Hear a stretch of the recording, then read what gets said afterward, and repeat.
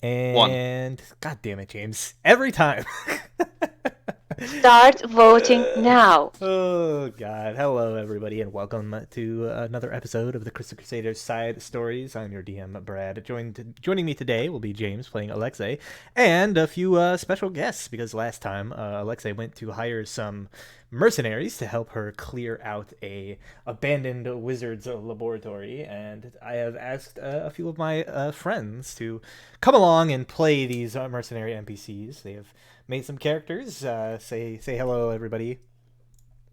Hello, everybody. Hello, Hello, everybody. They everybody. did it. They actually followed instructions. I can't blame them for that one. So I think just to Whatever the DM says. I think to get things started off here, um, we are going to go ahead and begin with Alexei. You are we're in the big sort of city of Waterdeep, this very metropolitan esque sort of Sorry. grand city on the Sword Coast, far to the sort of south of the Forgotten Realms area here. It is a balmy summer day. There's like a nice breeze kind of blowing in from the ocean, and we can hear the sound of gulls up above. And we kind of zoom in a bit on this large, sort of three-story tavern building. There's no sign on the front, but entering inside, we can see that it is the ever famous Yawning Portal tap room and inn. This big, giant well in the center that descends down into this dungeon underneath the city, and then the tavern sort of built up above it. Alexei, you are here to meet with the mercenaries you have hired before going out on your job that you have hired them for. You were told to expect them to be present in one of the sort of private booths on the upper floors of the tavern. And as you're there, you see, waiting outside, the woman from whom you hired these mercenaries, Tashalin Yafira, still sort of just dressed to the nines in armor and weapons, more than any reasonable person could ever use. But as she notices you, she sort of gestures to the door that she's standing near and kind of like opens it up, allowing you to pass inside. And I think here is where you see there are seated a number of individuals, four of them in total, that are sort of maybe like fidgeting around, kind of like waiting, having been in this room for some time. And let's go around and introduce your characters that you and who you see basically in this room. Let us start with the two more experienced members here. And Drake is muted, so Elise, if you would please introduce your character. Well, our leader's not going first. I mean, he's muted. Oh, I can if you need me to. okay, Yeah. cool. Do it. Go first. Oh, Yes, our leader can talk. I can Our attest to fearless that. leader. yes. Squad Captain Reynard Bordeaux is seated at a table, kind of tapping his hand impatiently on it. He's wearing some very well-made chainmail, as well as like a heavy cloak. It is kind of chilly up here near Waterdeep, especially if we're going even farther north. He's got a shield with an emblem on the front of it that's essentially a black frontward-facing palm, and then he has kind of a crooked-looking dark wand at his belt, and a small mace on his side. And he's just kind of sitting there looking around idly. He's a very pale human man. He's got a kind of a buzz cut, like a faded buzz cut, and he kind of locks eyes on. I suppose he'll lock eyes on. What's your character's name, James? Alexei. Alexei. He'll clock her as she walks in as like someone who can handle themselves. And he's just like, okay, this is probably who's going to be coming to hire us. And then he looks over at the rest of his group to kind of like motion them to see her. Yes, indeed. So I guess we can have Alexei. Why don't you describe what they see as you're walking into the room as well? Yep, so walking in the room is a young woman, about mid-20s. She appears to be dressed in what appears to be quite expensive clothing that would be indicative of what one of the landed nobility of the city of Waterdeep would equip themselves with. She has a backpack on her back, and appears to have a cape draped around from her shoulders down to her ankles of black silken material. Around her neck, she has probably what appears to be a little tied gem infused necklace of gold metal, and she is also got a quarterstaff over by her side. And you can probably maybe even determine that on her person she appears to have what it can easily be described as an arcane focus. So definitely a spellcaster. And as she sees you all, she'll probably give you all a big wide smile. Yes, indeed. So then next, why don't we have Dizzy? Is that the name you decided on? Yeah. Why don't you go ahead and introduce yourself to us? So, she's a girl, blonde hair, up in a bun, wearing scale mail, and then just like leather pants, and no visible weapon, but she does have big round glasses and goggles up on her head that are probably redundant, but they gotta look cool.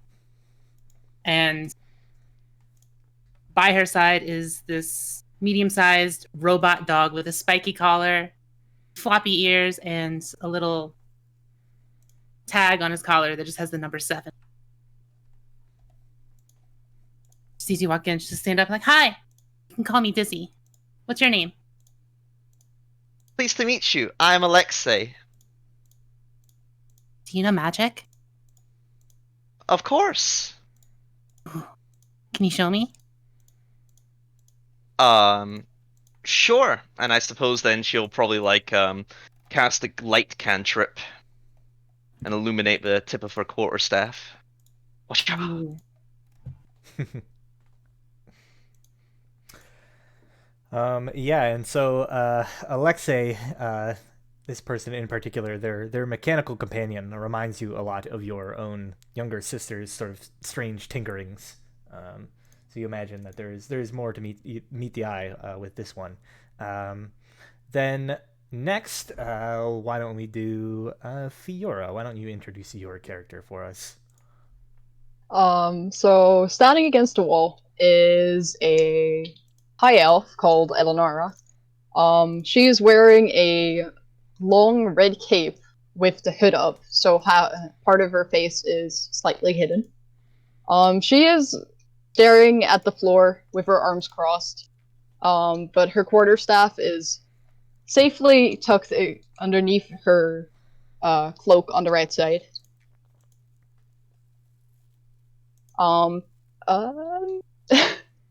When she sees Alexei walk in, she gives Alexei a slight look and then continues staring at the floor. Excellent. Ellie, you gotta say something. Are you the one who hired us, Alexei? I am indeed. Well, I look forward to working with you. Likewise. All right, and last but not least, Sarah, if you would please introduce to us your character. Well, sitting sort of apart, sort of together with the other, staring out the window, framed in the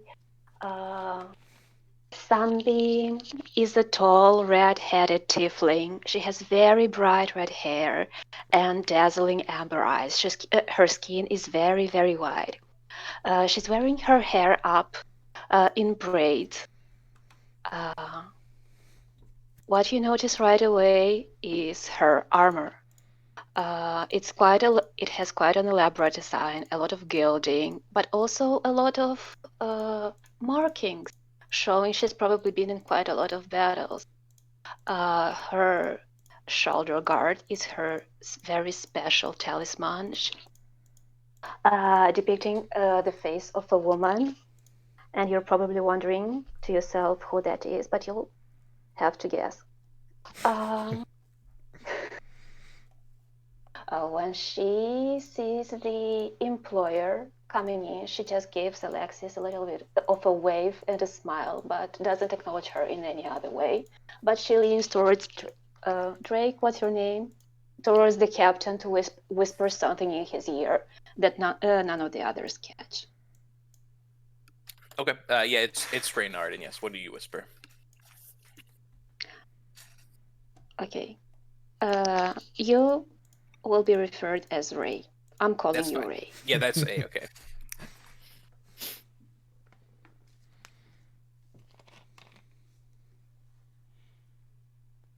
Introductions complete. Yes. Yeah,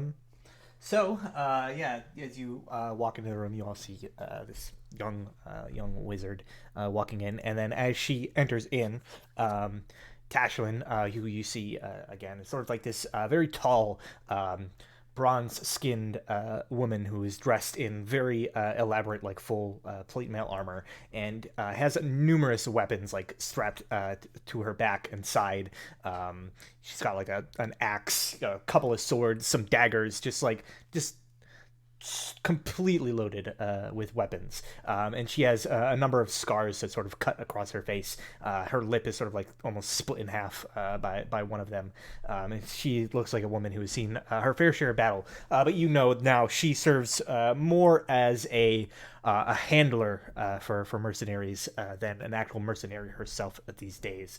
She has sort of risen in the organization to the point that she no longer really goes on missions, but sort of sends you folks on missions, and she is the one that has rounded you up for this one in particular. And as she sort of closes the door, and she turns to Alexei and says, "Right, well, I'm not going to waste too much of the time that you have hired these mercenaries out for." She says, "But I trust you remember the details of our arrangement." She says, "Should anything happen to any of them, you are all collectively responsible for bringing back any cadavers that might have been created, or at least something to identify the deceased by. And other than that, and she turns to you, Reynard, and says, you are, of course, expected to defer to the client for the duration of this expedition, although I give you control over your subordinates." He just gives a bow and he's like, "Why, of course."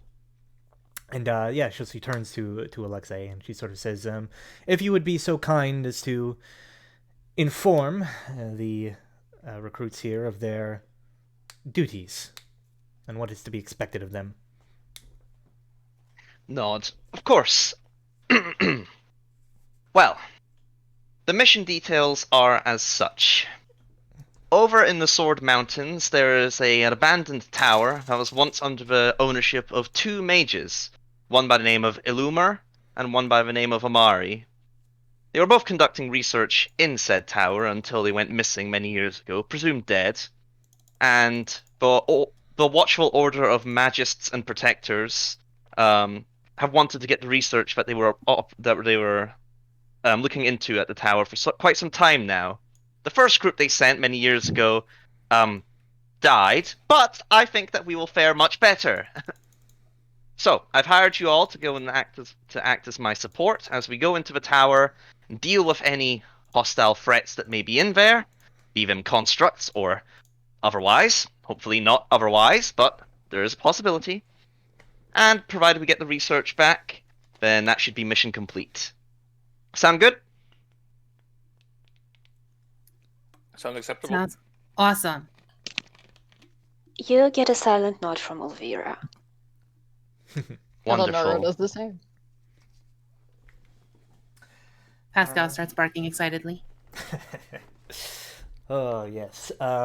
So with that, Tashlin just sort of like nods and excuses herself, allowing you to discuss amongst yourselves whatever it is that needs to be discussed before. Eventually, we just sort of are going to cut ahead a little bit here to you guys all sort of gather together. You've gathered up your things. You've gotten what supplies you need for the journey. Like she said, about 2.5 days to the north of the city, and then however much time there, and then 2.5 days back. You guys have been hired for a whole 10-day, which is basically like the week of Forgotten Realms, and so you've prepared yourself for that long. And yeah, so you guys, as you're making your way out of the city, you pass through the open gates, and the guards kind of like wave to you. There's no like check; they don't ask you any questions or anything. They just sort of like allow you to walk through. And you can see there are a lot of people sort of coming and going from the city in large droves. But you could begin to head up the northern road, and presumably just sort of on foot as you're making your way towards the mountains, following the road along the coast. Given how well patrolled the roads are near the city of Waterdeep, there is not much in the way of danger or excitement to be had along the route. A lot of time is just spent with banter and small talk, essentially just trying to entertain yourselves as you make your way to the base of the Sword Mountains to the north. And in fact, we're just going to go ahead and kind of accelerate past these first couple of days of travel, as nothing really too interesting happens during them. It is not until you find yourselves at the base of a trail that seems to cut into the mountains that any sort of danger may become evident. As you can see, these tall spires of the mountain ahead of you. This trail seems quite old and forgotten about, difficult to follow. It is going to take quite the experienced tracker to keep you on the trail itself. Otherwise, you are going to be, well, let's say, hiking up the mountains the uncomfortable way. So this is where I would like to ask the group, who I guess is going to be leading the group through this trail and up the mountains. And I would suggest that it would be the person who has the highest survival modifier. It's probably the druid. Yeah, our navigator, right? She probably keeps us from getting lost. Lenara was a hunter in the past, so. Yes, indeed.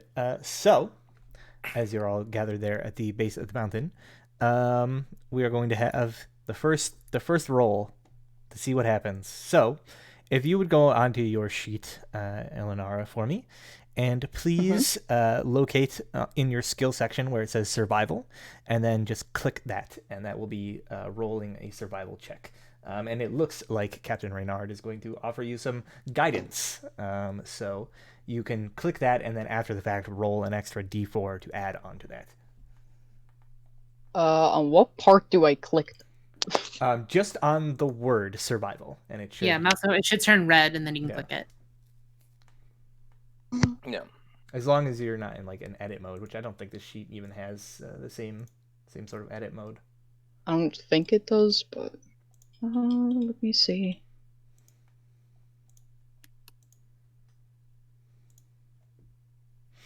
So it should be on the core page here. And then, is it on the attributes and abilities tab? Yeah, it's on the core, the front page of the sheet. Character sheet on the core, and you have a smaller square with your stats, and underneath a larger rectangle with substats, I'd call Oh, them. yeah, I see. Skills. Survival should be toward the bottom. And survival is the last on the list. There's I clicked skills. on it. Oh, you got a little bit of a double roll there. Yeah. Yeah, that can happen sometimes. Sorry. Sometimes there's a bit of a delay, so like you click it multiple times, it ends up like barfing them all out at once. All right, Yeah. so you rolled a 7, it looks like, but you do have an extra d4 that you can roll. So if you type in the chat box on the right-hand side, /r space 1d4, and then hit enter, that will roll a d4. And so your total then becomes 10.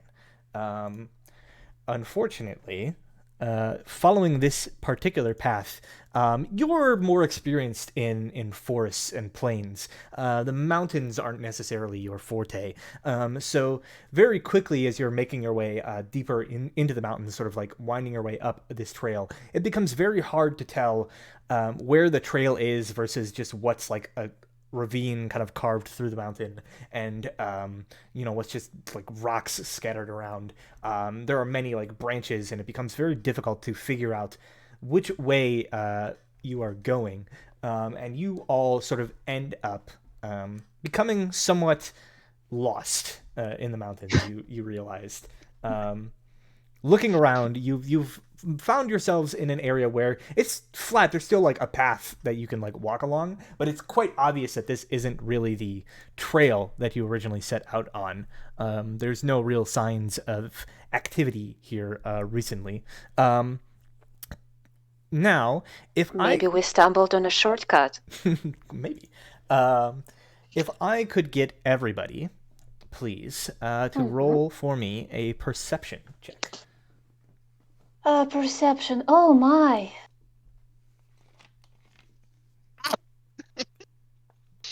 Yes! I am a god. Okay, so out of everybody, actually, you know what?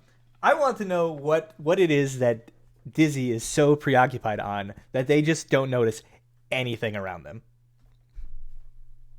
I'm just thinking of all the like amazing new constructs and ideas for inventions that I might find at this tower. So my heads are just in the clouds. Awesome. So, Captain Renard and Alexei, you both of you notice you have sort of stumbled your way into some sort of like valley or ravine where the kind of like peaks meet. You're at the bottom of this sort of gap in between these two sort of mountain spires. Both of you notice that far up above, maybe like 100 feet or so up above you, there is like a cutout in the mountains that looks like part of a trail. Perhaps it's the same one you were aiming for, perhaps not. But from your current position, the fastest way to reach there obviously would be to climb. Otherwise, you could try to head back, like try to backtrack and follow the trail again.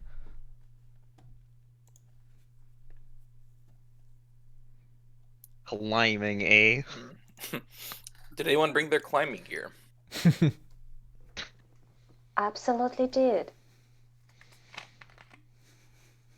I did not, but I think that I can manage. I have rope. All right, sounds like we'll It's let our okay. I'll trusty drag you paladin- up. Yeah, you can go up there first and set the rope, and then we'll all just follow up after. It'll be fine. Don't You fall. little squishy things, just stay back, and I'll get you up there. Sounds wonderful. I give her guidance on her attempt to climb up this mountain. Sure. So if she is going on ahead, So what do I roll? Strength. Tell me it's a strength. it is going to Athletics. be an athletics check to sort of freehand climb up the side of this mountain. Oh yeah. Whoa. So Climb, you you just jump it. you all watch. It's almost as if she were like a mountain goat or something. The way she just like springs up the side of this mountain with ease, barely even breaking a sweat. You climb the like 100 feet or so to where this trail is, and you see basically emerging out of the side of the cliff face when you're up there. There's like a big, like kind of like gnarled tree branch sticking out that would be an excellent place to sort of wrap and anchor this rope around. So you do that quickly and then cast it down. You've had to like tie a couple of ropes together to get the full distance, but then you cast it down. So then for the rest of you, And when I cast it down, and I just look at them, wave, and wink. She's so cool. So, for the rest of you, I'm going to need a group athletics check, but you all have advantage due to the presence of the rope. I'm gonna guidance myself as well because I'm not feeling super confident in this check. But see, that's yeah. Hey, Brad, or 9. Yeah. Hey Brad, are we doing like your on the road like long rest rules at the moment? Why do you ask? Because I'm just wondering if I could just cast fly on myself and fly up, I mean, you can. or whether I would lose that spell slot for like until the next travel long rest that you sometimes do. I mean, I will say that like currently, like you're probably not going to. If you cast a spell, you're probably not going to get it back before the end of the adventure. Okay. Athletics Oh. then. 15. There we go. All right. So. Does the dog get a boost bonus? Dizzy can employ the dog's special functions to maybe lift herself up easier. Unfortunately, I don't think the dog has a built-in climbing mode. Oh, Dizzy, tell us they have something, at least a grappling hook. It's got claws and spikes. Do you want me to roll for the dog? Yes, come on, Brad. Give us some advantage here. You had advantage. We had literal advantage. That was that +7 to athletics. It can do it, I swear. Oh no, I usually don't like make people also roll for the like pets and stuff. It just sort of gets included with the main roll. The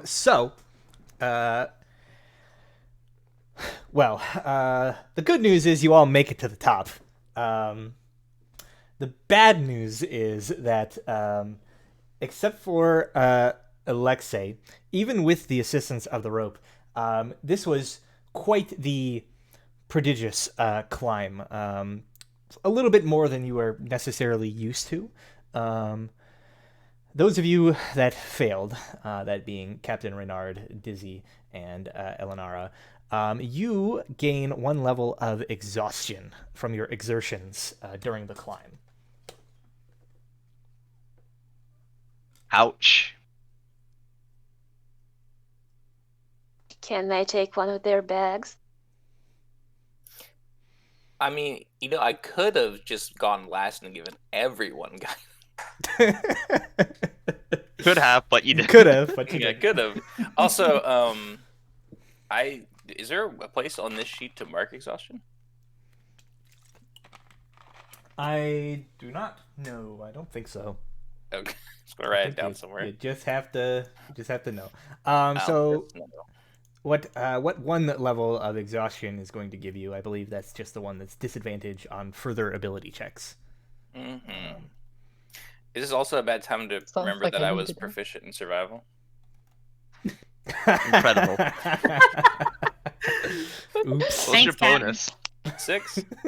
Wow, that's better than the 3. Yeah. Okay, did Olvira this spell down turns, all the way? looks at the captain, gives him the bad eye, and slaps him upside the head. Bad Isn't that- captain. It'll be fine. Isn't that technically insurrection? Try to like No, that, that's right? okay. That's a very special relationship. I promised you. Oh, and Lexi would get a bit of a blush in her cheeks. I see. Never mind. Yeah, you try telling her that that's not okay. See what happens. I did it once. So I'm not doing it again. Fair enough. All right. right. Let's head up the rest of the way, I guess.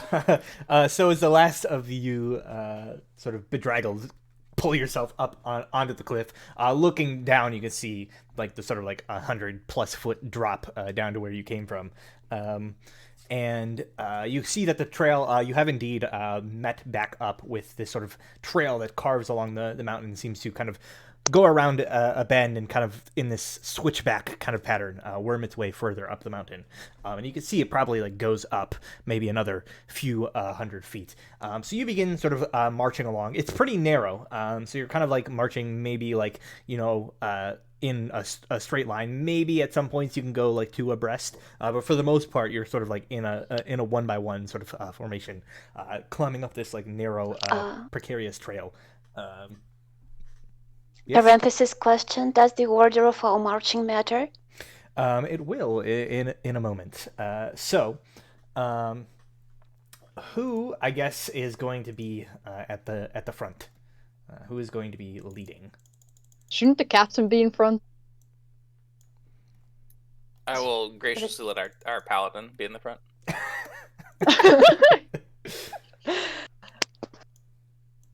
Well, I will do my best. All right. But I have a very bad feeling about this, to be honest. All right. We'll have Olvira in the front, Captain Renard just behind her. Yeah, that's good. Suppose I'd be behind the captain. Okay, so you're somewhere in the middle then. Yeah, from a meat shield around our employer. Meat shield for me, probably please. Probably like Dizzy and her dog, and then like Eleanor at the back. Where is Alex? I'll guard the rear, everyone. In the middle. In the middle. Okay. Yeah, we're what's the keeping her blinking safe. red dot? There's a blinking red dot. Yes, I'm looking at the. There was some. Oh, on the map, like this one ping. Yes. Okay. Oh, somebody pinging. Yes, someone's pinged. Yeah. Bing, bing, bing. Oh, pretty Yeah, circles. Good. Keep going. Yeah, if you click and hold, you get a little. All right, I ping. just kind of ping when I get a bit bored. Of course, obviously. I thought that somehow Brad allowed her, because she was in front, to see a blinking red dot on the map, and I'm like, what? Robots? Given that you are in the front, Olvira, you see that basically you're going upwards along this trail, and you hit like a switchback, so you're kind of like going up and like kind of turning back around on the way you came.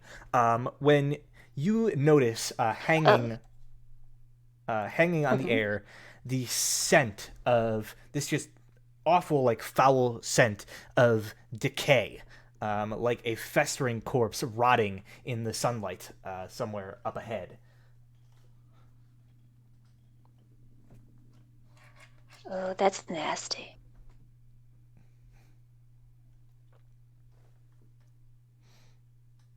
What is nasty?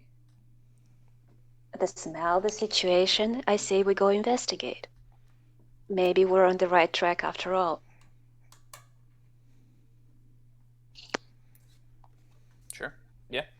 Is there? Or maybe they have loot. I mean, we have to go this way, and they pretty much right, so it's fine. Let's just keep going.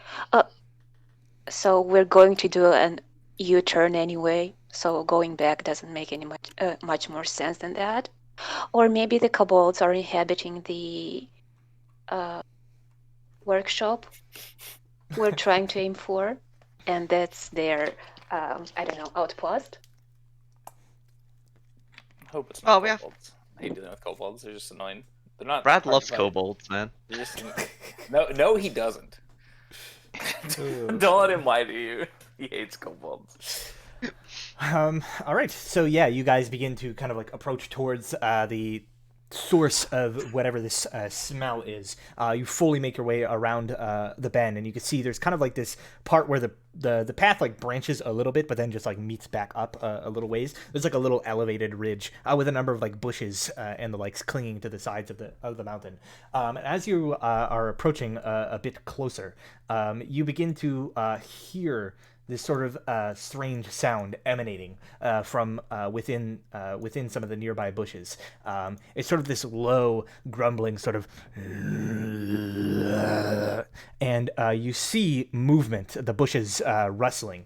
But before you can sort of react, you hear a shout from further up above, near kind of the top of where this switchback kind of goes back on itself again. And you see at the top what looks like a humanoid figure. They are sort of tall and imposing, wearing bright red robes trimmed with ostentatious gold. Their skin is sort of this sallow white, and they have these black facial tattoos on their face. Their head is completely shaved bald and also tattooed, and their sort of like collar goes up like very high, almost to sort of like their cheeks, and then like back around over top of the back of their head.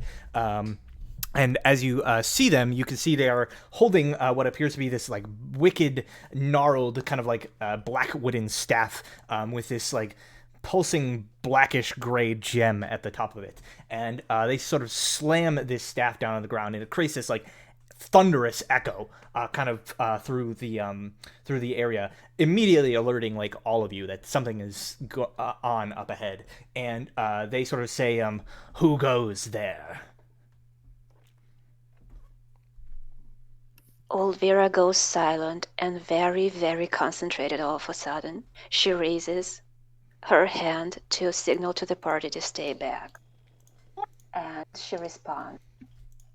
Will I have to make a roll for this? No, not unless you like try to do something specific. Right now, it's just a conversation, right? Depends on what you say. Yeah, it depends on what If you you try say. to persuade them, then you will. Or if you try to intimidate them, then. Or lie. Okay. No. I have a rather high persuasion thingy, so I might as well try to persuade them to let us through. Well, I greet them politely. Because, by the way, which language are they speaking? Are we on the same page here? They are speaking common, so they are basically speaking the Okay. common tongue. So I understand them and they understand me. Mhm. Good. Well, hello, fellow traveler. We're just a band of adventurers passing on our way through these mountains. Oh, I had an idea. Would you care us to tell us where we are right now? We seem a bit lost. They sort of like look down on you from their position up above, and you notice that on the ridge, sort of up above of the next level of the switchback, there are two more kind of silhouetted humanoid figures that you can kind of see, but they're silhouetted against the light of the sun, so you can't quite make out their full form, kind of blinded by the light as you are. But they sort of say, "Indeed, lost you are. And you will find nothing searching up ahead. I advise you to turn back. The road ahead has been claimed in the name of Zastam and the Red Wizards of Thay." Do I know anything about that? Roll a What he history. just said? Roll a history check. Watch out! You would recognize the names. I wouldn't recognize me. Mine is so I have to roll a history. Yeah, anybody who wants to try to like recognize those proper nouns that he has said can roll a history check. I told you I'm not the good person to have Brady conversations. Mine is a -1. So someone, Alex. Olvira casts a side glance at Alex and looks a little bit panicky, trying to make her feel the importance of the moment and come through. So, Alexei and Dizzy, at the very least, you both recognize a number of things that he said. So the Red Wizards of Thay are essentially the ruling class of a nation far to the south, in kind of like a desert, isolationist area known as Thay. It's a nation of mages and wizards that kind of like run the show, and they are not very nice people. They tend to keep slaves and oppress people who are incapable of using magic. They tend to use magic for very nefarious means. They are definitely a sort of like the ends justify the means sort of people. And they are known to be quite aggressive in obtaining things that they want. They are also quite typically proficient necromancers. And you kind of like notice in the bushes as you are sort of having this conversation close to you, there are squatting down, like trying to like be sort of hidden but not really, a couple of what appear to be sort of like rotting human corpses. Wait, question. Unrelated to the story. Isn't the paladin supposed to be sensing those things? So you have to actively use that ability to sense those things. Okay. So that's not the place to do it. Hey, Red Wizard guys. Do you know if there are any towers around here? And he just sort of like narrows his eyes down at you, and he just sort of says, "Even if I did know of such thing, for what purpose would I have in telling you this information? I have told you there is nothing up ahead for you." Just asking.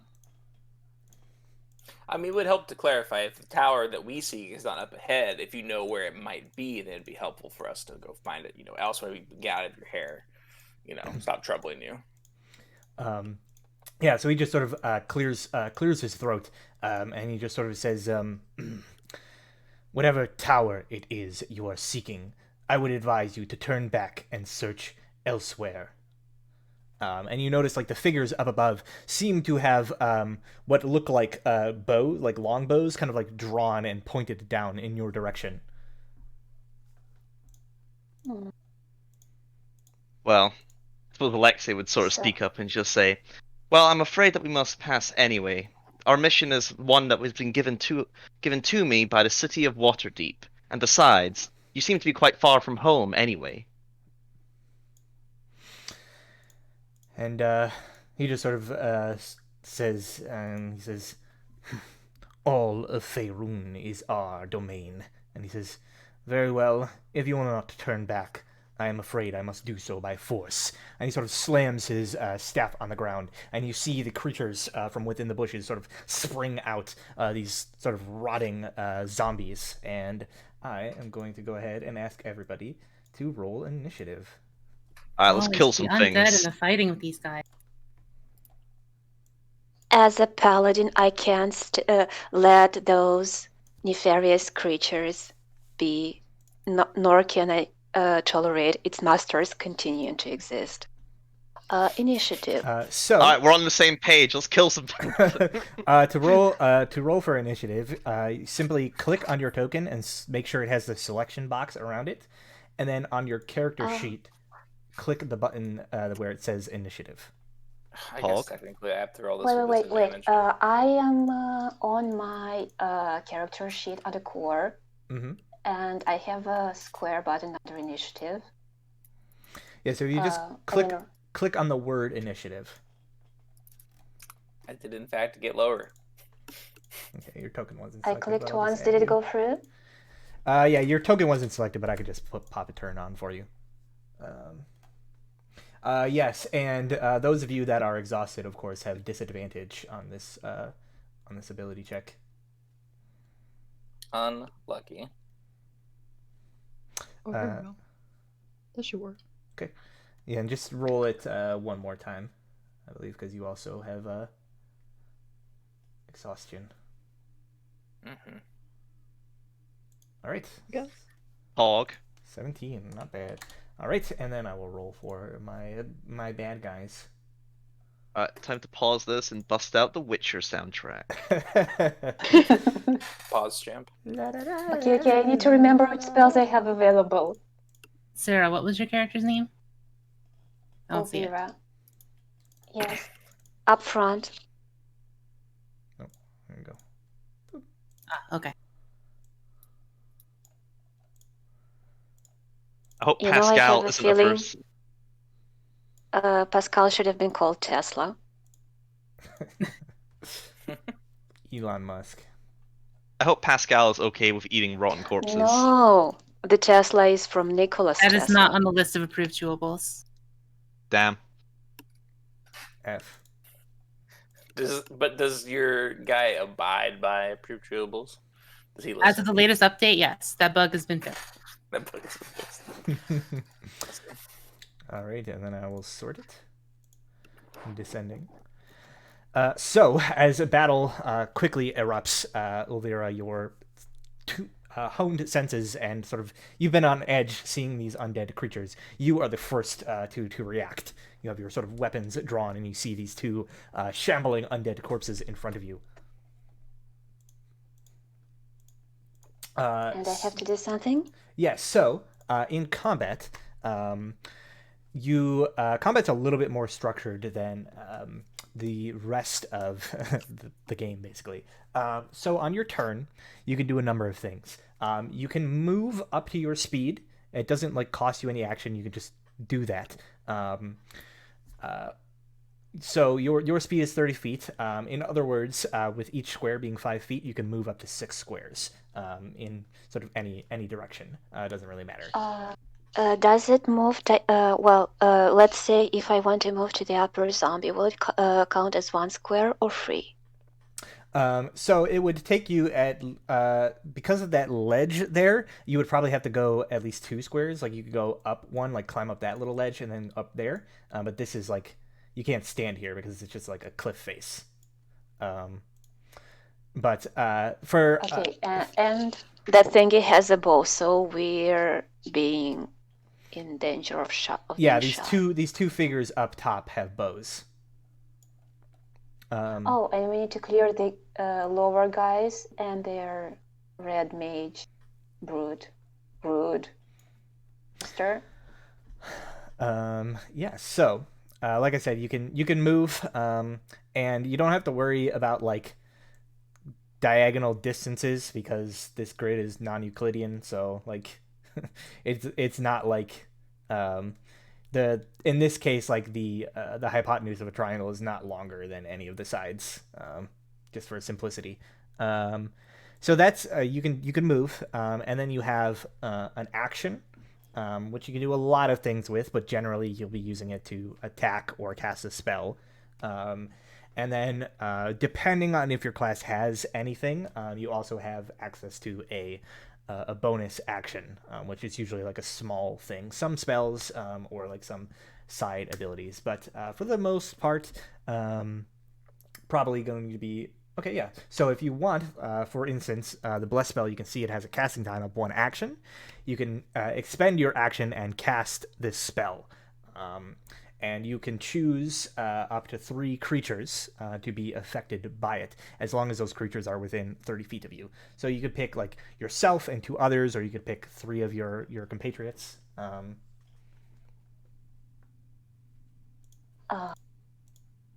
Well, since I'm up front and this might go horribly wrong, can I request advice from my fearless captain? Your captain has that spell and is probably going to cast it on this turn. Excellent. Then we can cover everyone. We could, yeah, we could do that. Okay. So myself, Ray, and Alex. Oh, is Pascal included? He is a creature. He is a creature, yes. So I guess I'm going to use Blast myself on Ray and on. How do I do that? So you expend the spell slot. So in this case, the level 1 spell slot. I think you have what, like 2 or 3 total.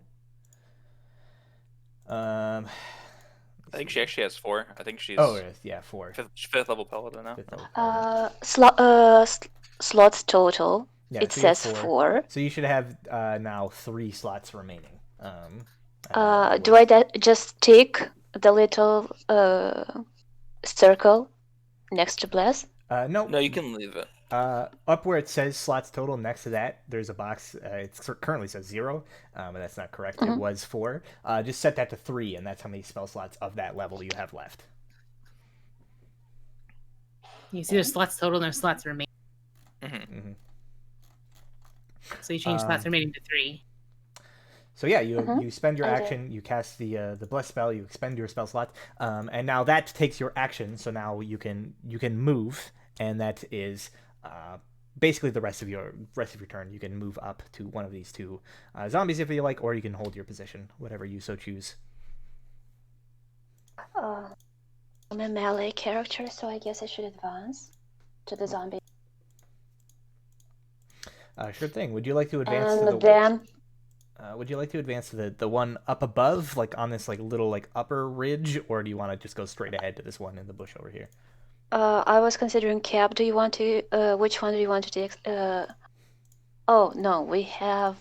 Then the red mage will do something. Then and Cap is dead. Yeah, I'm like All after right. everyone except for the skeletons.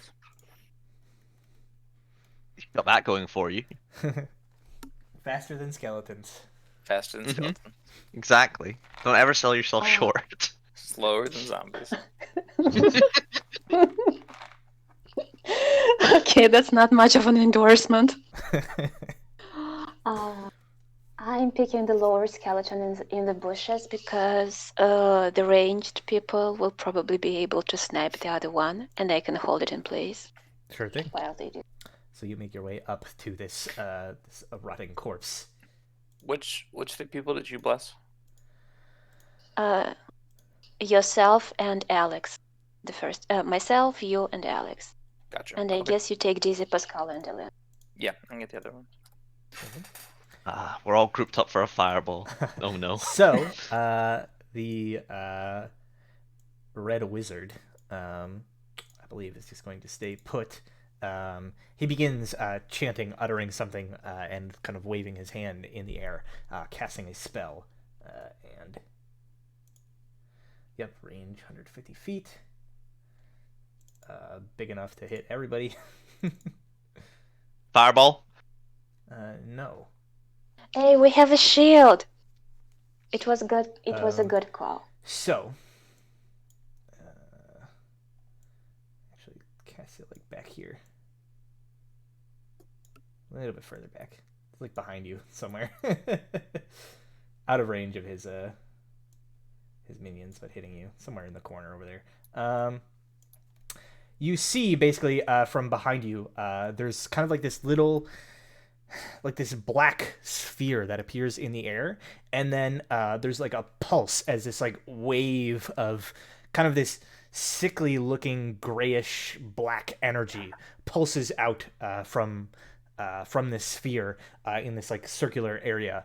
I need all of you, every single one of you, to roll a Constitution saving throw.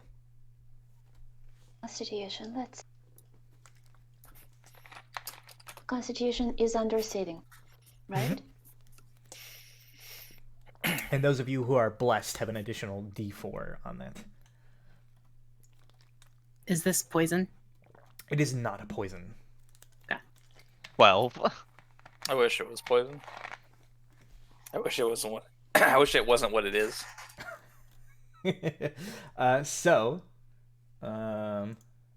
He is casting Circle of Death.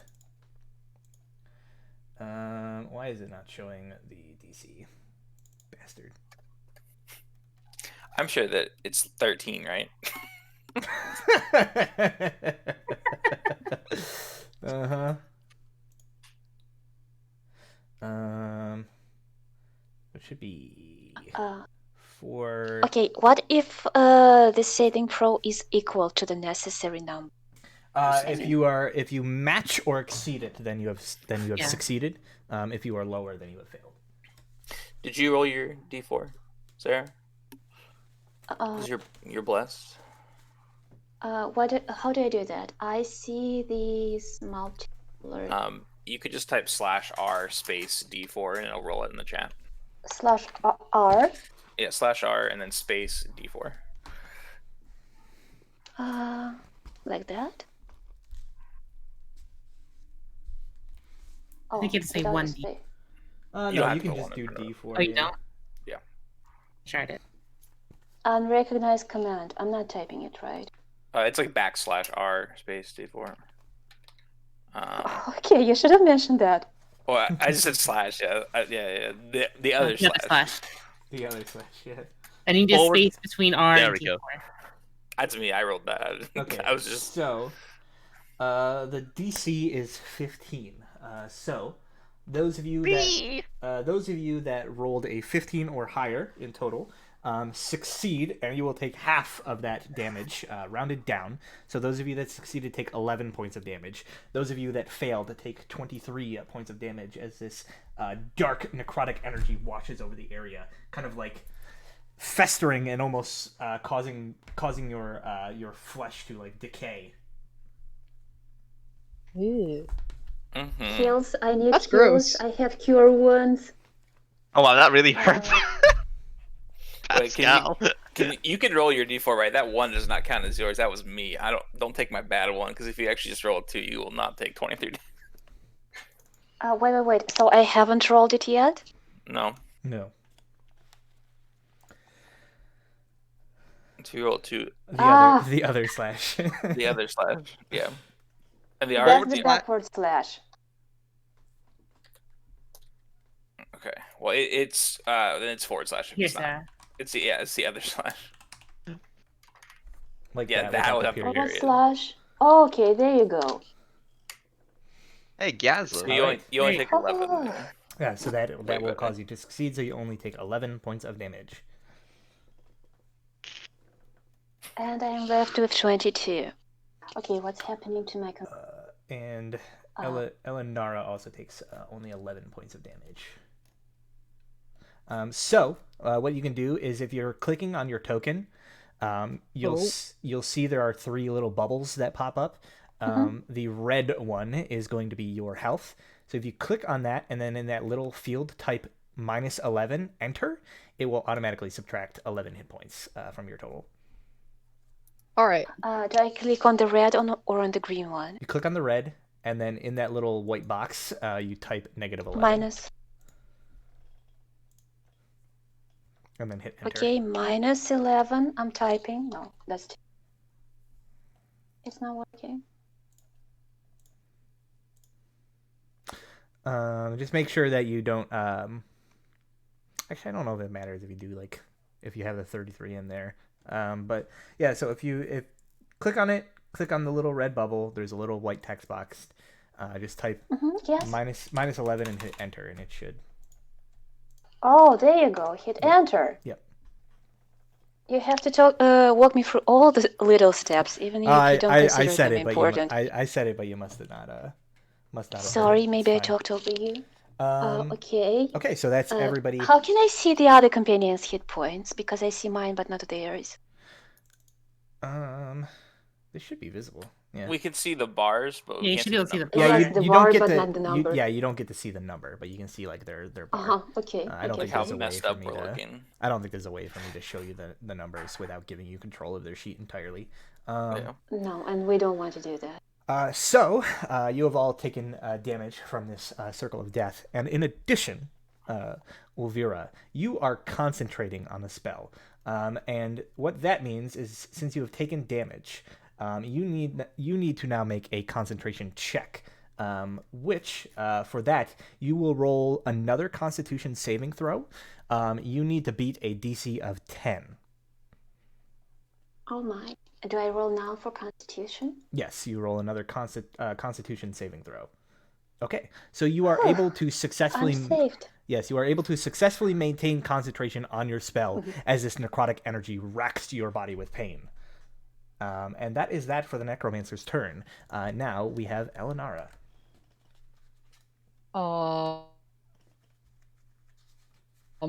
As I see that the captain has taken a lot of damage, I would like to cast Cure Wounds on the captain. Very well. In order to do that, you will have to move next to him, as it is a touch spell. But you can do. Oh, really? You can do that yeah. for free. Basically, you have up to 30 feet, so you can move Over there? through and get up to him. Yep. Mm-hmm. And so then, if you click Cure Wounds, I think it'll ask you what level, because you can upcast it to heal for more. Yeah. But I think at the default level, it'll be like 1d8. And then for every extra level, it'll add another d8 of healing to it. So if you click on it and then select the spell level that you want to cast it at, and then click confirm, it should automatically pop into the chat box with rolls there. All right. So a decent number on the default die, but not much out of that higher level cast, unfortunately. So you heal for 11. You heal him for 11 hit points total. So he's almost up to full. He's one below full. He'll survive until he's... No, I took 23 damage. I am. Oh, why does it say that below. you? Why does it still say you have 22 out of 34? Then? Oh, that was with the 11. Okay. Yeah, I just added it. Yeah. I added it. Let's say like what? Okay, yeah.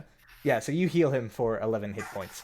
So that is your action, and I think you'd have like a little bit of movement left if you wanted to like move in front of him or whatever. But other than that, I don't think you have a bonus action necessarily. Out of what I will use the captain as my meat shield. I'm sorry for not healing you, Pascal. Oh yes. Very good. Oh, that was very sneaky. Heal up the person and hide behind them. Yeah. I can't Clever. say I approve. I can't say I approve. That's not very brave. But as long as everyone is smart, survives, I'm though. happy. All right. It is, absolutely. Alexei, you are now up. Yes. Let's see. I think they're all Do in range of something to fireball. that bad guy. We are. can survive the zombies. Oh yeah.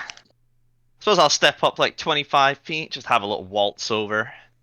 And then, yeah, like I say, it looks like they're all in fireball range. I don't think you could quite get literally all of them. I think one is going to be left out just due to the. But you can hit the guy 20 and feet. 3 of his. Because this guy. I don't would think be... it'll hit. It won't hit this guy over here. I think, right? That's the thing. There we go. I think that would hit. I think you can hit 4 Yeah. of them. Wouldn't hit this guy, but I'd hit this guy and those 2 skeletons and him if I center it here. Yep. Alright, so that's what I will do. Okay, let me just double check here. Okay, yes, your spell goes off without fail. Oh, okay, I was really worried. When you're like, I move up within 60 feet of him. I wanted to be in 60 feet of him. I know. Yeah. All right, so she steps forward, throwing this like little marble of flame that then explodes outwards. The skeletons will make a dexterity saving throw. Both of them fail and are obliterated entirely in the explosion of flame. The zombies. Well, the one zombie. Yeah, the one zombie. Fuck you! He's a professional, known He for takes his 12. dexterity. The zombie is known to be dexterous. He'll take 12 points of damage. And then last but not least, we have the Necromancer. Dexterity. He also succeeds. Does he also cast Absorb Elements? No. He does not have those spells, so he takes What a 12 points terrible of wizard. damage. And I don't think Have he was Absorb Element, concentrating shut your anything, hole. so he is I mean, what a great wizard. fine. All That's right. more like it. Dizzy, you are up next, and then your companion will follow after. Just gonna step up here, reach down, pull out a pistol. Say that wasn't very nice. I'm gonna shoot the wizard. You have a gun? Sharpshooter. Yes, it's a magic. It shoots magic. Okay. Yeah, she pulls out this strange-looking contraption, the likes of which you've never seen before. And I points it pointed at directly him. at you. Oh, no. No, it's okay. I have sharpshooter. I know, it's just funny. It's just like my point directly at I'm my going to wizard. no. I'm gonna use sharpshooter All right. shot. So this it'll roll at +8, but just subtract 5. Yep. That's still That's 18. an 18 to hit 18. for 18 damage. That is Second a shot. hit. And Second shot, also sharpshooter. I do love the sharpshooter feat. Oh my god. A 20 to hit for 20 damage. nice. I mean, I really love it when you roll really high as well. I love it when you roll above 15 every time. That's when it's really Mhm. That's when it's the best. And then for my bonus action, I will command Pascal to sick him. So he will start running up. 8. And when I say that, spikes just protrude from like all over his body. And he will bite the zombie. You know, I don't think this is an actual dog. I think this is some sort of strange dog. No shit, Sherlock. This is how dogs function. What do you mean? You sure? And he will fail. It's a very Uh, good boy. No, a 9 is sufficient to hit the zombie. Really? Oh, wow. Yes. Okay. It is a zombie. Good dog. Not enough damage to finish it off, however, but tears kind of like a chunk out of its But- arm. That's okay. I can finish it off on my next turn, probably, which should be wise. And I could probably other. Okay, but I'm jumping ahead. Sorry, Yes, sorry, indeed. Dungeon Master, go. So then next it is the zombies' turns. This one is going to turn towards you, Elvira, and kind of like lift its arms ready to slam you, while the other one shuffles sort of over to the ledge and just sort of like flops off of it, and then like stands up, reaching its Does arms it out. take damage when flopping down? It should. Unfortunately, it does not fall far enough. It has to fall at least 10 feet, and it is But not at least least he could lose an arm or a couple of fingers or at least some teeth. I mean, fictionally, sure, stuff falls off, but he doesn't actually take any damage from it. You didn't make them ride those zombies. They're pack tactics, Brad. No. What kind of zombies are they? Are they the kind of zombies where they need to take damage to their head, or? They are D&D zombies.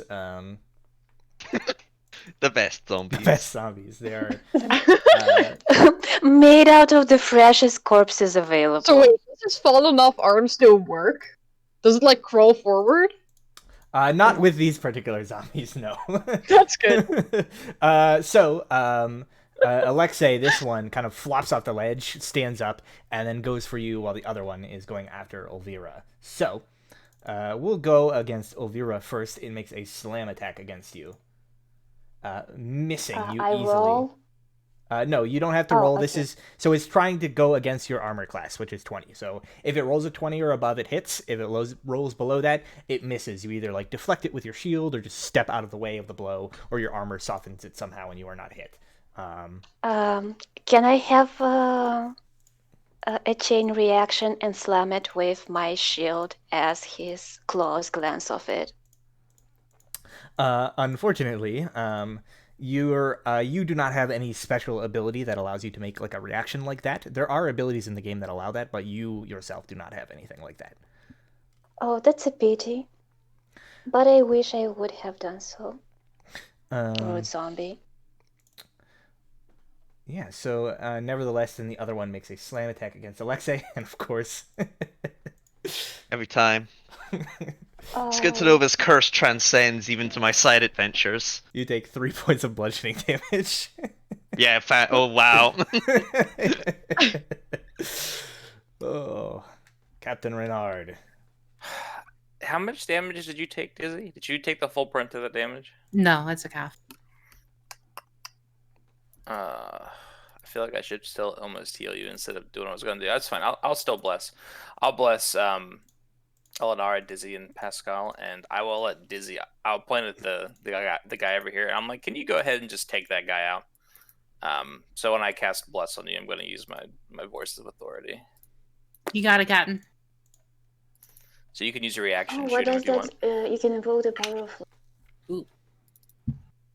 Okay, Because- I will use my reaction to shoot. Not sharpshoot. Fair. Oh, wait. Although you you tell are me, you tell me blessed shoot now. the mage or... The mage, yeah, the mage. Oh, okay, yeah, I'll sharpshooter that. I mean, you could shoot whoever you want. I don't control that. I was just saying that maybe you can kill him. Alright, sharpshooter. I'd say we finish the zombie up front. Because he's sort of 16, Plus a d4, because you're blessed now. 18. 18 for 18. Okay. 18 points of damage. Is he still kicking? He's taking like He's million. He's still up. I mean, he's got like a few gunshot wounds to the shoulders, but he's still standing, but he's heavily taking- bleeding. He's taking what, like 56 from just her? Okay, damn, I don't know if I can kill him. I don't think I can. The ultimate weakness of any mage. Bullets. Of course. The skeletons have all been eliminated by the fireball, so Elvira, it is your turn. I wasn't done. No, Brad. you're done, That's dude. just my action. What are you gonna do? I'm gonna bonus action and summon a very inky, corrupt-looking tentacle All right. behind him. Yep. Oh yeah, behind the cool mage. though. What class are you? What classes am I? Oh, you're warlock. Oh, classes. All right. Okay, I see. So I summon that behind him. And I'll So go you have ahead. to step up to get it behind him. You can summon Yeah, it I in will. front of him. Yeah. Yeah, I will step up to get it behind him. Okay. I'll block this guy off from getting closer to our back line. And I'll summon it behind him and go ahead and give him the old slap. I have an extra d4, 15 to hit. A 15, unfortunately, is not enough. That's fine. And that is all I do this turn. But now there's a tentacle there, hanging All out, right. having a good time. Ulvira. Oh. It is your turn. You are surrounded by zombies, one of which is barely hanging in there. The other is still relatively fresh. Okay, I have HP, I have allies. Well, where is the zombie? Okay, I can survive the black mage, so I will have to finish them up. Sorry, I know it's not the done thingy, but could you please advise me on an effective offensive ability? Well, in this case, against these zombies, your best bet is probably just to take the attack action, which, with you being a level 5 paladin, means you get to swing your weapon of choice twice at the zombies. And if you hit, given what these creatures are, you might want to expend a spell slot to use your divine smite on them. Oh, this is where it smites. Okay. Let's do that. I've been waiting for the promised fun. Which buttons do I need to press? So if you see on your character sheet where your weapons are beneath your kind of initiative and hit points on the front page, if you scroll down, you see your sort of like weapons there. You want to click on the top one. That's your one-handed warhammer. You want to just click on that when it's highlighted red, and it will roll an attack. All right. So that is a hit. So if you click on the black text there where it says Warhammer one-handed in the chat box, that'll roll damage on that attack. Oh, she got yeeted. You confused your eye out of the call. Does sound one mo. I heard your explanation, Brad. Well, good. The person that already knows what they're doing heard the explanation. Do we have you I'm again? Sorry, Discord hiccuped. Yeah, I disconnected where you said mouse over the black text. Yeah. So if you in the Roll20 page chat box on the right hand side where it says Warhammer one-handed on that thing you just rolled, click on that and that will roll the damage. A 12. 12 bludgeoning damage. Now, this zombie that you're attacking is pretty weak. This is enough damage to finish it off normally. However, given that you are new, I will let you in on a secret about zombies. They are hard to kill. You, as a paladin, would know this, that there is a chance that this blow will not finish it off unless you add a bit of holy damage to it by using your divine smite. That would guarantee finish it off, but you expend the resource. Or you could take the gamble that it won't succeed and will just fall to pieces normally.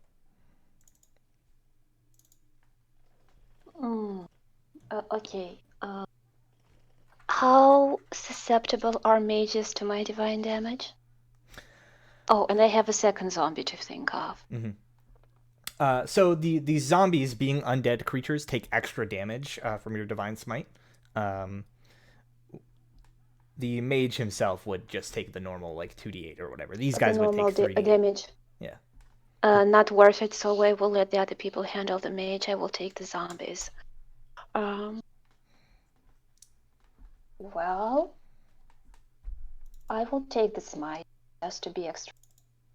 How do I do that? Okay, so what you do is on your sheet again, underneath all your weapons, there's another little box that has it has two things in it. It has divine smite, and then it has like the fighting style, which actually wasn't clicked, so you actually did 14 damage there. If you see where it says divine smite, if you click on 2d8 radiant there, if you click on that, it'll roll the extra damage from your divine smite. Nice. And then if you go into your spell tab, just tick off a first level spell again. So set that from 3 to 2. Because it costs a spell slot to do that. Yes, done. So I've hit it for 22. Yes. Please tell me it's dead. In fact, it actually does an extra d8 because it's undead. But I'm not gonna. You killed it. It is, and in fact, as the holy power racks through this creature's body, it just sort of like explodes outwards and is unable to sustain itself. Your holy energy canceling out the unholy energies that animate it. Sloppy. So we have zombie bits all over ourselves now? Yes. Yep. It's really gross. You guys need to take a bath afterwards. You have one more attack, and there is one more zombie behind you. Okay. So I just press on the Warhammer again. Yep. Same thing that you clicked the first time. Oh, you click the that's the damage. You have to go on the sheet 1 to actually do another attack roll. Oh, okay. Please disregard. Let me do that again. I mean, you're probably gonna hit the zombie. You might as well Probably, yeah. Yeah. All right, so that is a hit. This one has not been damaged so far, so it is still intact as far as zombies go. Now you can, I will say, you can do another divine smite if you so chose, to try to finish this creature off, but it would cost another spell slot, and you only have a limited number of those. I'm considering that question. Since I'm not aware of the mechanics in general, if we expand our spells now, I read something about a long rest where it resets. Yeah, so basically, How far?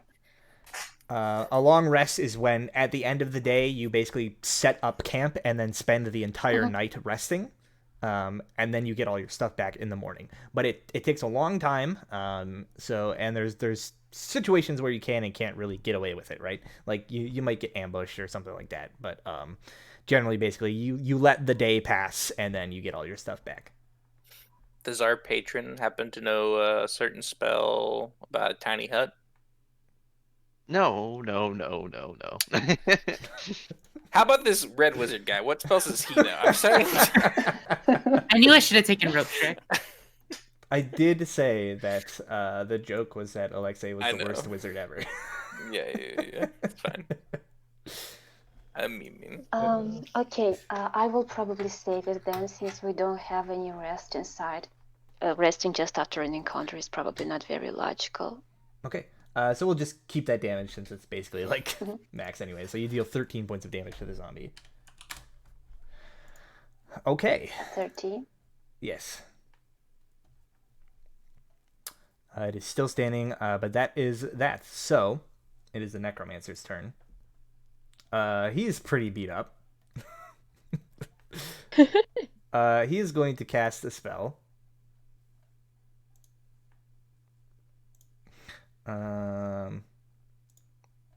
Alexei, do you want to do anything about it? Sorry, what? He's casting a spell? He's casting a spell. Counterspell it. Very well. I'll counterspell it. Very well. Acha. Your counterspell's your counterspell. Well, actually, I guessed that. I wasn't aware it was a thing. Yes, it is indeed. So you're going to have to go ahead and make the spellcasting ability check for me. Very well. Uh-oh. What is it again, Brad? It's just I've not actually used intelligence. counterspell It's just before. intelligence check. Alright. It's pretty good. Wizards are pretty smart, aren't they? It's clearly a 4th level spell. Unfortunately, a 14 Oh. is not enough.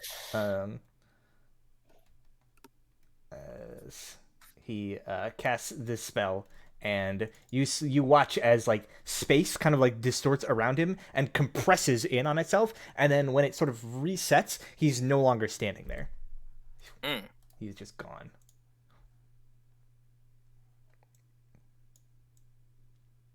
Well, that's bad.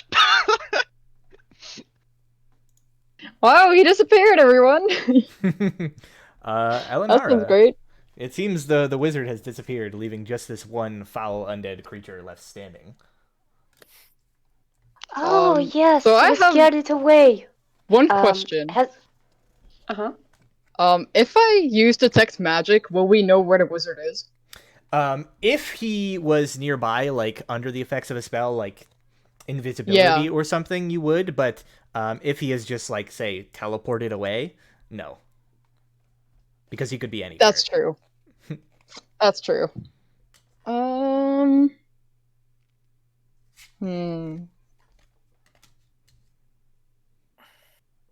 honestly not really sure what the best thing to do is in this situation. Question. If we kill the zombie, the encounter ends, and everyone after Eleanor loses their turn. Yeah, but at that point, you're not in initiative. You can still do the things you can do in combat out of combat. It's just the reason we have initiative in combat is just to have a structure to it.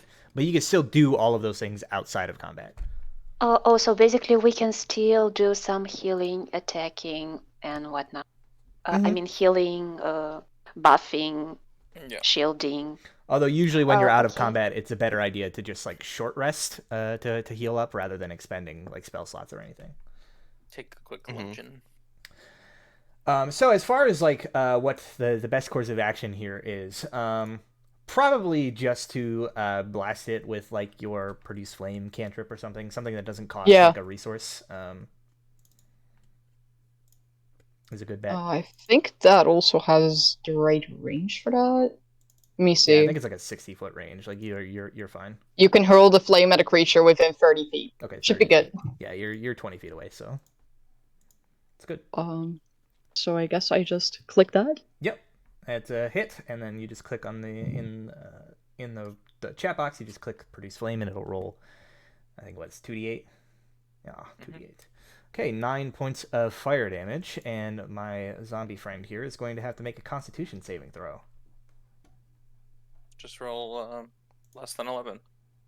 That's not less than 11. So it has, and the DC was 14.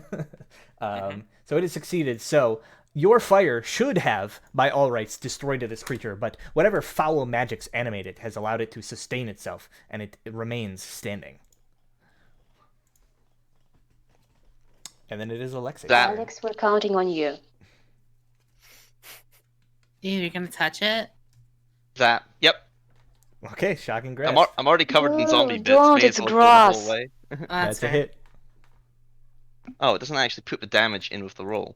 No, you Sad gotta hit face. it. Yeah. Oh well, 2d8. Ugh. You just click on you click where it says shocking grasp under the rolls. There we go. All right. 12 points of lightning damage courses through the zombie. It makes a Constitution saving throw. And it fails. So as the lightning courses through the zombie, you see it kind of like it jolts around. It's like arms moving and flailing wildly before the lightning kind of like courses through it and causes it to just burst at the seams. And it is dead. I just have to mention I do not approve of zombie barbecue. Yes, this one didn't explode, right? It is like no, it didn't really like explode. It just that's good. Kind of like his eyeballs like popped from the. Ew. The first one definitely exploded. Didn't do the Raiden fatality. So the air is still filled with the awful stench of decay and now sort of like charred flesh and ozone. But you have successfully defeated all of the creatures in front of you, and it seems as though the wizard has quote unquote fucked off for the time being. Yes, ran away with the tail between his legs. Foul mage. Well, I don't think we've seen the last of him. Although this fight went Probably smoother than I not. thought it would. Bad thing is he's probably gone off to kill Scran. Hey, can we trace the portal he used to go away? I sort of look over to the spot where he disappeared. I think there's nothing there. Well, there's a weird tentacle there, but other than that... There's a weird tentacle there for the next, like, 60 seconds.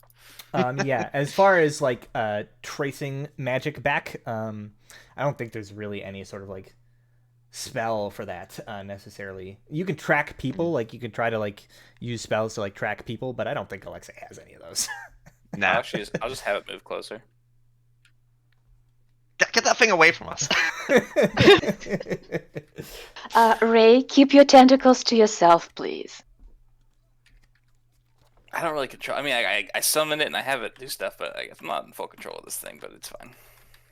Poor Pascal. So all the spikes on Pascal's body like retract. Is Pascal doing okay? He'll be fine. And I'll start casting mending on. It's good. I pat your dog. What a cool dog. Right? I told you, he's a very good boy. And now that the spikes are retractable, he's at least 80% more pettable. Mm-hmm. That was an upgrade I added recently. What's the 20% Nice. leftover? Does he bite? Sometimes. Okay. All right, so you all gather up. She appears to be sort of just like taking out these tools and kind of like soldering and welding the pieces back together as she's casting this mending cantrip, which will take a minute. You successfully complete it. Nothing attacks you in the prevailing minute. Cool. So, as you have all defeated this encounter, the rest of the mountain trail lies before you. Hopefully the wizard disappearing and not being killed won't be a terrible occurrence for you. Nah, never I'm come sure, up again. Yeah, there'll be no repercussions. The wizards. He'll just run back home. He's they're too really scared. Kind and forgiving people. Of course, Alexei is. So, Guys, what do you say? We find the laboratory and then we go track the red mage and kill him. He might be there. Yeah, so you figure you've probably got maybe like a few hundred more feet of this kind of like switchback trail before you can kind of see where like the top of it is. But you're pretty like wounded at this point, so it might be a good idea to sit down and take a short rest. Yeah, and before we take our breather, I will go ahead and cast this at level 1 on our patron. So you can have 8 hit points back. Ah, thank you.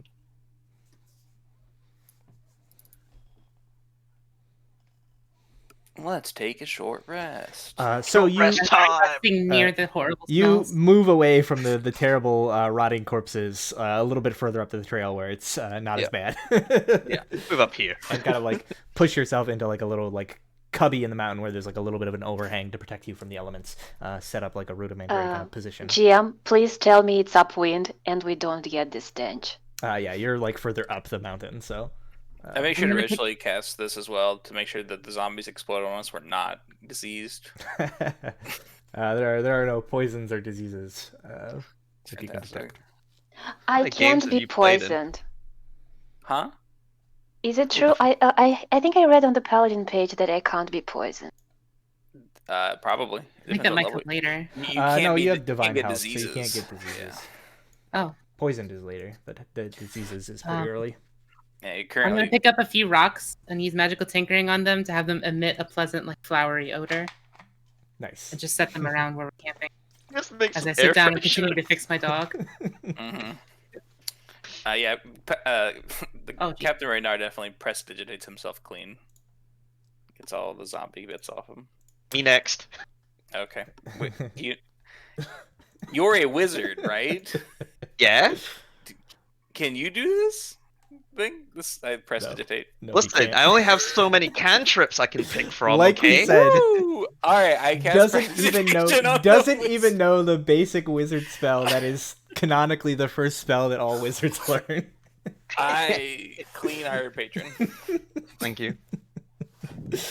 Oh my god.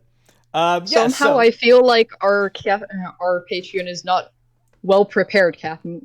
I am beginning to become aware of this.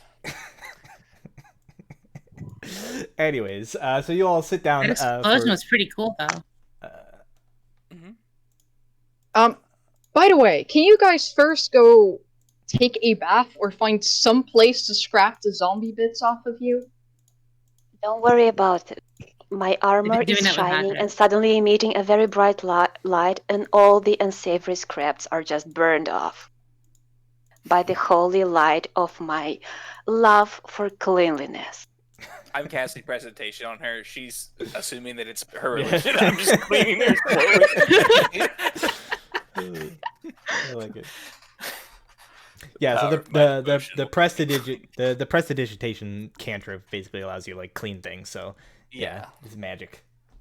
I can clean up to like a cubic foot of area, and I can just do it every 6 seconds.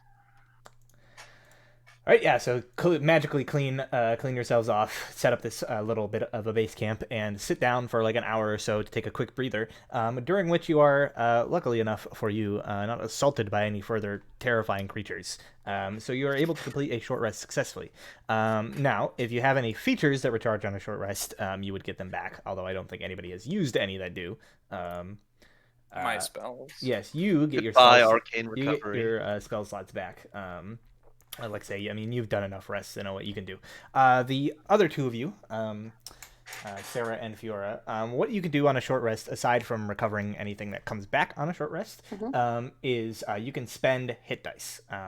You have a number of them equal to your level, so in this case you have 5 of them, and what you do is you basically just roll that dice and then add your Constitution modifier, and you recover that many hit points. And you can how we do. so on your sheet where your hit points are, you will see Augers. below that there's a little thing that says hit dice. If you click on where it says hit dice, it will roll it in chat. And then that roll is how many hit points you recover from that one. And that's just spending one at a time. You can spend as many as you want up to your maximum, obviously, but you can only recover as many hit points as you are missing.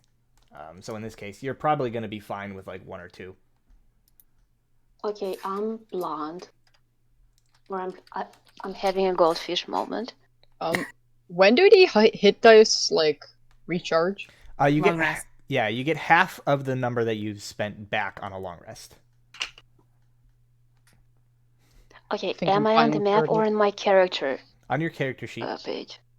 Your this- character sheet in the middle, basically the dead like center. dark colored box. Yeah. Right underneath where your like hit points My are. current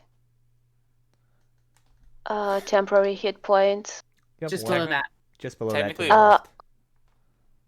Technically, we get our if we have Do I just hit the dice? I hit the dice. Mhm. Yay. if we have channel divinity, we can use that. That we get that back on a short rest. They introduced harnessing divine power in Tasha's bread. To if you can basically once a day spend your channel divinity and get a spell slot back, like a level 1 spell slot. Could we let our paladin do that so she can? Because she's got channel divinity, right? Yeah, she hasn't used it, so yeah, you can use it for that then. That's fine. Yeah, basically you get one of your spell slots back. Yeah, so you go back up to Zone 3 of out of 4. Truth, Lesser Restoration, Darkness.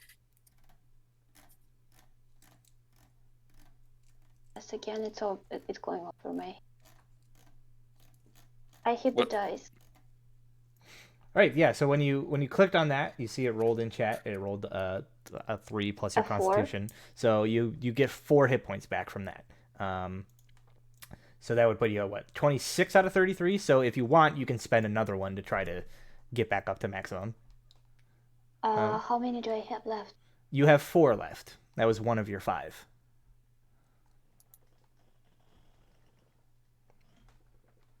Okay, then I should decrease it probably.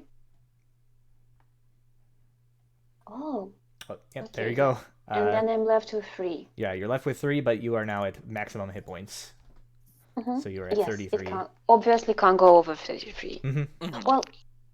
Well, not converted to a shield by any means possible. Unfortunately, no. Yeah, you cannot.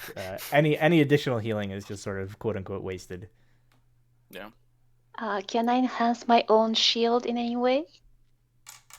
Not with any of the magic that you have. Not currently. Very well. But yeah, so that will recover you up to full HP, and I assume the rest of you are all finished up. Casting as many mending spells. Yeah, I mean, you can, for all intents and purposes, like your dog's probably gonna get to full HP like at the end. He of has his own every... hit dice too. Yeah, but like, why would you spend them when you can just mending over and over? True. I don't think there's a limit on how many times you can heal it with mending. There's not. It's just time zone limit, Yeah. really. Yeah, so if everybody is finished with what they want to do on the short rest, we'll go a little bit more here, and then probably end things off, and then pick up again next week if everyone's available. So this is that we defeated some smelly zombies. They got GPU all over us, and then Ray cleaned us with pretend magic. It's not pretend magic; it's real magic. Prestidigitation. I don't trust the sound of that. It's a spell everyone should know. Okay. I wish it was a so, spell in real life. Hell yeah. Right? As you as you finish your short rest, you pack up, put your armor and weapons and stuff back on, and begin heading up further along the trail. And it is not long before you sort of reach the culmination of it, and you can see the path up ahead is wild and overgrown, seeing little use, but there is in front of you what appears to be a unassuming square entrance carved into the stone of the mountain. There are magic runes etched around the doorway that glow with a faint blue light that seems to surge as this iron door slams shut, blocking the way inside. And you're all now sort of like standing in front of this door. You're standing there for a few seconds before suddenly a voice emanates from the door, and it says, "Hello. You are speaking with the structure for assisted magic. Please state your business." And I think that is where we are going to end things off for this session. Hello, friend. That should be the password. So, if everybody is available next week, we'll meet again, same time, and see what lies beyond this strange talking door. I do Dizzy, speak we rely Elvish. on your Super Pascal to speak with the door. Mm-hmm. I'm sure there is a translation model in there somewhere. Probably. Borg, It does know Borg. the languages I do. So it does know Elvish. It can speak 1-0-1-1-0-0-1-1-0-0-1. That's it, that's Um, Elvish. Oh no. I think Elise should know Elvish as well. I don't know what barking in Elvish sounds like, but it can do it. Or maybe we can just hack the door. I mean, out of everyone here, Dizzy is the most likely to be able to get inside of that door. Or we could just blast a hole in the freaking mountain to get past the door. All right, Druid. Blow up nature. Hell yeah. All right. Thank you all. Hey, we for- have a druid. Can the druid talk to the stone and maybe convince to move the arch a little bit so we can squeeze under? Talk to the stone. Oh man, I love it. Or some roots to lift up the doors or pull them away. I don't know. We have a druid. There is a spell to What speak can with druids plants. actually do? I mean, I've got plant growth, but I doubt it would work on that door. I mean, it would work, but it wouldn't really do anything helpful. Yeah. Can you send in bugs to check in and do reconnaissance? Do you have bug friends in nature? She can become a bug. Technically, I can summon some bugs. Are they I just could. attack units, or you can do something specific with them? I mean, I can also tell them to do something, so I'm pretty sure I could tell them to get through the door and see what it's out there. We can also probably just solve the puzzle. Why would we solve the puzzle Hey, if we why could... go the boring old way? Yeah, I know, Trust me, right? If you've never played D&D before, it will take us 10 hours to solve this puzzle. Brad will have to spoon feed us the answer after we beat our heads against the wall for several hours. That's how D&D puzzle. Like, it'll be the simplest puzzle, and no one will figure it out because our brains are broken. It happens. True. And I'm telling you, hello friend is the answer. Yeah, say it in Elvish. Or whatever Elvish Pascal is. According to the Lord of the Rings, you could say melon instead of Yes. friend. And come in. Are we getting closer?